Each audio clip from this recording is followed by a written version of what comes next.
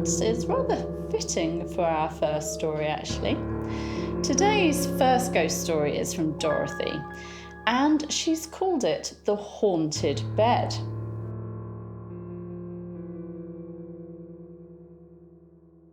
In the mid-1890s, when my great-grandparents moved to California and were getting settled, they needed a bedroom set for my grandmother, Minnie, who must have been about 11 or 12 years old at the time. Her father came home with a used set that he'd got at a bargain price. It was an old-fashioned marble-topped dresser, commode and tall mahogany bed, and his wife and daughter were not really happy to have it. But it was set up in Minnie's room and she went to bed.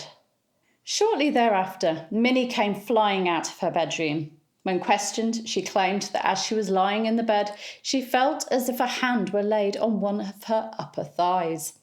After a good deal of discussion and many attempts to get her to go back, her mother, Sadie, announced that she would demonstrate that there was nothing to be afraid of by sleeping in the room herself.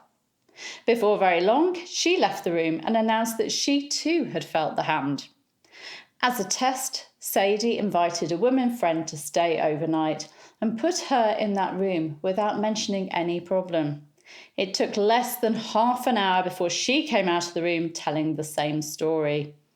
The next day, the furniture was removed to the loft of the barn, where it remained for some years until one day part of the loft collapsed. The bed fell to the ground and was totally destroyed. I have the marble-top dresser and commode still, and there have been no signs of trouble with either of them. Whoa, spooky.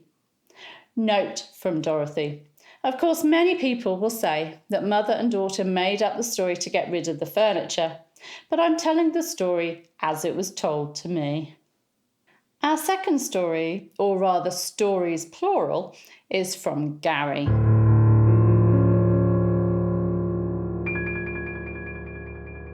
I have two stories to tell, one that I experienced and one my grandmother did. Back in the 1940s, my grandmother Pearl had lost my great-uncle Howard to a heart attack. 6 months later, Pearl was sharing a bedroom with her brother and sister-in-law on the night that my great-grandfather died. All three heard the late Howard calling Pearl's name. Ooh.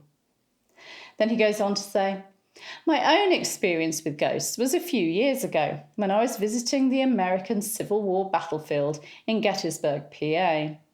One night I went on a ghost hunt at Sachs Covered Bridge, which is near the battlefield, and saw both North and South armies pass by. My guide balanced 2 lit cigarettes for a ghost named Tennessee who likes to smoke. We saw the tip of one cigarette glow as if someone was smoking it. When asked, both cigarettes were turned 90 degrees.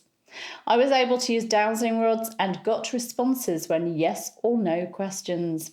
My guide recommended taking multiple shots of each area, and in one of the photos you can see a figure which did not show up in the other 2 shots. And Gary sent me the photo that you can see here. Oh, that's very scary. I don't want to go to bed tonight now. Oh. I hope you can sleep well after those. Of course, you can subscribe to this channel by clicking around about there. You can hit the bell to be notified as these videos go live. And you can, of course, give me a like and leave me a comment. I'll see you very soon. Bye.